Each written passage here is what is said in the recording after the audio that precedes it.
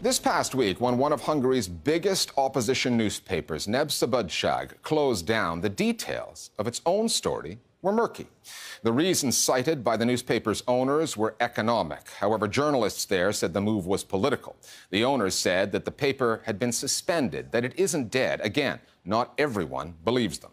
Népszabadság, which means people's freedom, was influential and had often been critical of Prime Minister Viktor Orbán's right-wing populist government.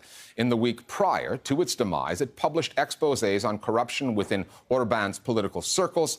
It also criticized the government over a referendum held earlier this month on the issue of Hungary, refugees, and the European Union. Since coming to power for the second time in 2010, Viktor Orbán has reined in state-owned news outlets, changed the way the rest of the media are regulated, and the closure, even if it does prove temporary, of Népszabadság is being seen as part of a wider attempt to wield influence over private media as well. The government denies any involvement in this story, putting it this way. The true violation of freedom of the press would be if the government interfered with the decision of the media owner. However, there is a regional trend at play here in some former Soviet bloc countries, involving politicians, well-connected businessmen, and the media groups that they control. And it's a trend that is affecting how public opinion is shaped. Our starting point this week is the Hungarian capital, Budapest.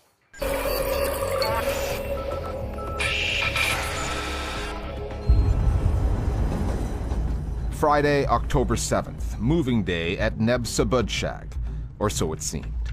Journalists and support staff had been told that the newsroom was moving to a new building. They were each given a box to pack their things.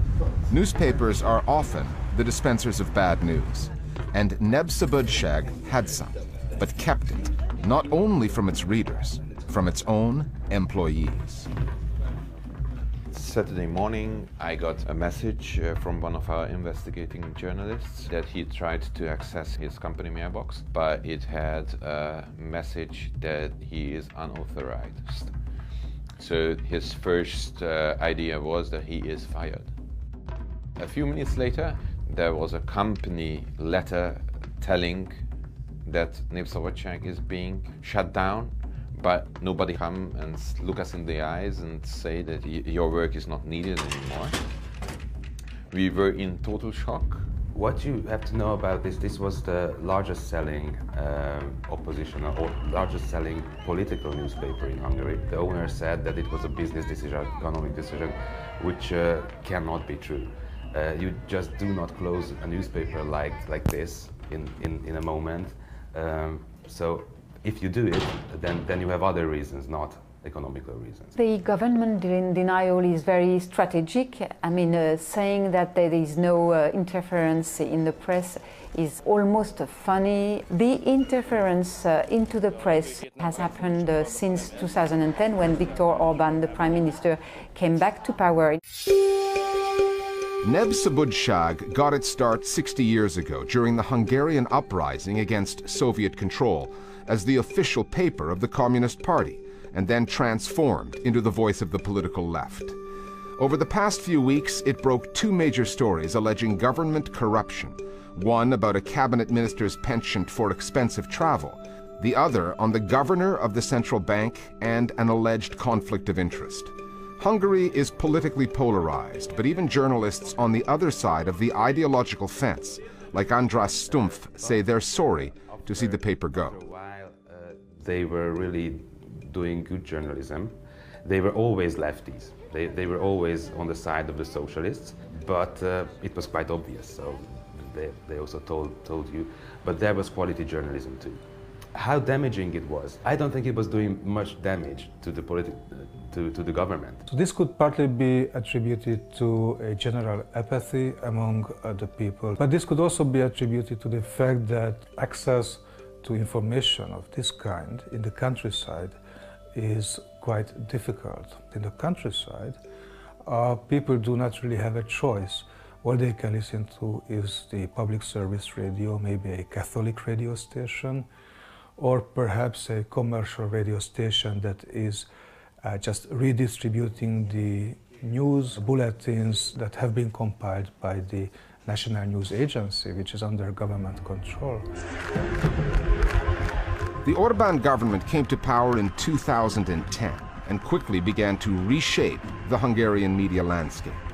Within a year, demonstrators were on the streets of Budapest, protesting over the government's new media regulator, which was given wider powers and was stocked with the government's hand-picked appointees. That, and the changes the government made at the state-owned broadcaster Magyar TV, drew the concern of the European Union over a lack of plurality in the Hungarian media. However, the EU admits that its influence over media policy in its member states is limited. That has been apparent in Hungary and other post-communist countries, such as Poland, where the Law and Justice Party government led by Jaroslaw Kaczynski plans to emulate Hungary's approach to the media, which has included overseeing the sale of media outlets to new owners more aligned with their government's policies.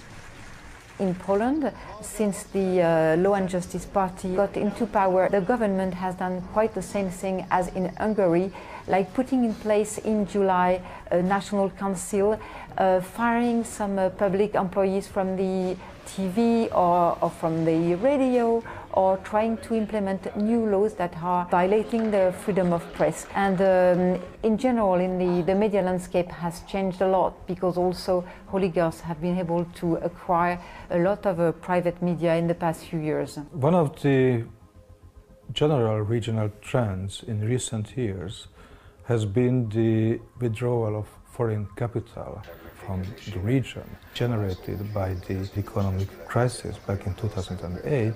So some of the biggest investors have indeed left Romania, Hungary, Bulgaria, the Czech Republic as well, which is an issue because foreign ownership was seen as a guarantee of editorial independence, because foreign owners were largely autonomous, and their places have been taken by domestic media oligarchs who have very close relationships to the political parties and political actors. We always had this strange feeling or this fear it will happen to us.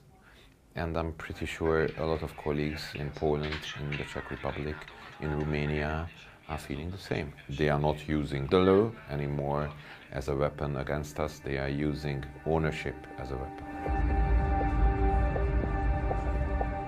Media owners do wield power, the kind that most parliamentarians, including those who protested the closing of Neb Szabadság this past week, will never have.